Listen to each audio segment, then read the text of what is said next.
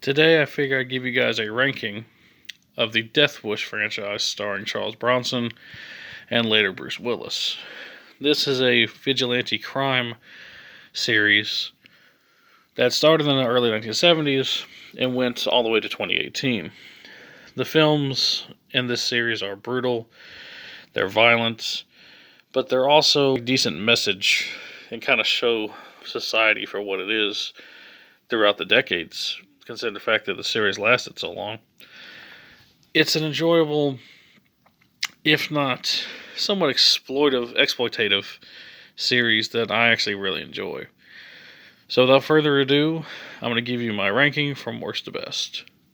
Coming in 6th place is 1994's Death Wish 5, The Face of Death.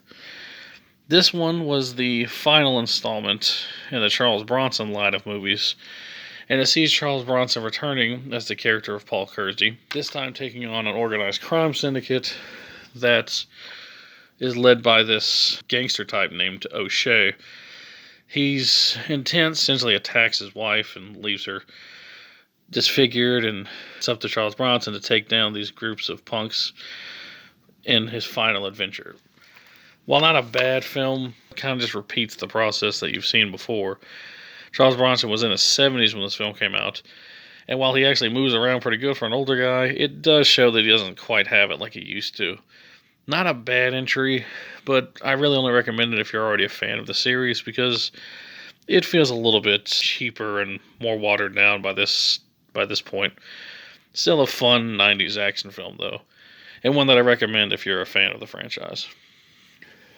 Coming in at number 5 is 2018's Death Wish remake starring Bruce Willis. This film is probably Bruce Willis's last really good theatrical release, I would say.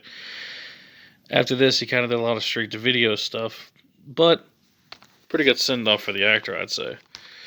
Not quite as brutal as some of the earlier entries. Like, there's no sexual assault in this movie, which I'm actually happy about. That's probably one of my least favorite things about the original series. There just was way too much of that. But there still is a lot of killing, a lot of violence. Eli Roth directed this one, so you know the gore's going to be intense. And ultimately, it is a fun entry into the franchise. The only thing I don't like is it's a bit unoriginal. We've seen it all by this point, and they don't bring a whole lot new to the table. But Bruce Willis this time plays Paul Kersey pretty well. And this time, instead of Kersey being an architect, he's a doctor. And it shows that he knows a lot about the human anatomy, and that really comes into play when he decides to take, his vengeance on the people who attacked his family. A pretty by-the-numbers action film, but a really entertaining one, and one that I actually do recommend. I would not say skip this movie, especially if you're a fan of Death Wish, or just a fan of revenge thrillers in general. Which leads us to number 4, 1985's Death Wish 3. This film is insane.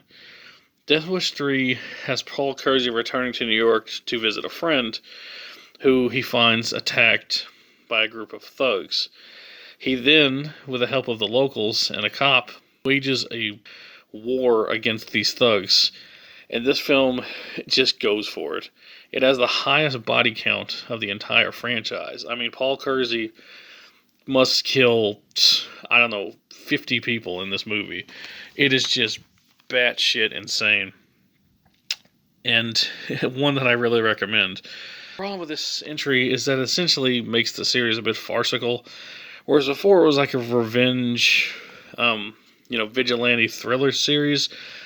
This just turns the whole series into a million miles an hour, balls to the wall action film. It's fun, it's entertaining, it's really enjoyable, but it's also very much, the silliest entry of the franchise. Up next, 3rd place, would have to be the original 1974's Death Wish. This film is awesome. I absolutely love this film. It's great. And if you're being objective, this is probably the best film of the franchise. You know, the best made, best directed. But I do have to admit, while I do enjoy the film, I also think that it could be a little bit more fun, like some of the sequels. It's very dour, you know, kind of depressing, kind of sad. And at the same time, it also has some aspects that I don't enjoy. For one, the soundtrack. Whereas 2 and 3 had a soundtrack by Jimmy Page, the guitarist from Led Zeppelin, and technically the head of that band, Death Wish 1 does not have that kind of soundtrack. A lot of jazz numbers, a lot of music that does not fit. The soundtrack really lets this movie down. But apart from that, there's really not much I don't like about the film. It even has Jeff Goldblum in one of his earliest roles as one of the punks that attacks Kersey's family. If you want a pure, raw, vigilante, exploitative film, this is the one for you. So if you want something a little bit more fun, I'd probably recommend most of the sequels over the original. But still a great film. 1974's Death Wish. Which leads me to number 2. 1982's Death Wish 2.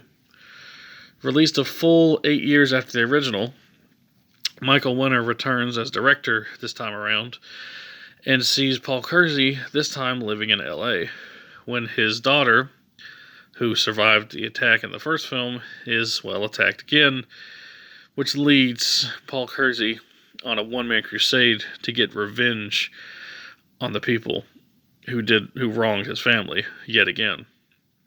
This film essentially takes everything that's great about the first film and makes it better. I mean, the kills are better in the film. The soundtrack is better in the film. His reason for going on a rampage seems to be more justified this time around. And everything about it, it's like just a more polished, smoother version of the original movie. And that's why I love it so much. It's a great continuation of the series, and it really is highly entertaining. The only downside, I'd say, is you kind of know where the film's going. It's a little bit predictable, but still a very fun and enjoyable entry in the franchise. Which leads me to number 1, 1987's Death Wish 4, The Crackdown. This film essentially learned from all the previous film's mistakes and made, in my opinion, the best entry of the franchise. This time around, Paul Kersey is back in LA, and what's so funny about this franchise is he keeps switching back and forth between those two cities. 1, he's in New York. 2, he's in LA. 3, back in New York. 4, you guessed it, LA. And then 5, back in New York. This entry is purely awesome. It doesn't have as much action as 3, and it's not as over the top as that film, but that's a good thing. That's to this film's benefit. He's basically like an assassin this time around. And in this film, his stepdaughter, I guess you would say, gets killed. Spoiler alert, I suppose. And this leads him to attack this drug cartel and the mafia at the same time. And he essentially forces these two, crime syndicates to fight each other while he picks them off one by one from scene to scene. Really good pacing this time around.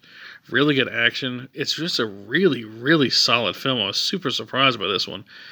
Usually by the time a series gets to its 4th entry, it feels kind of like pointless and watered down, but not this time around. Death Wish 4 really brings it, and it's definitely my favorite entry into this crazy franchise.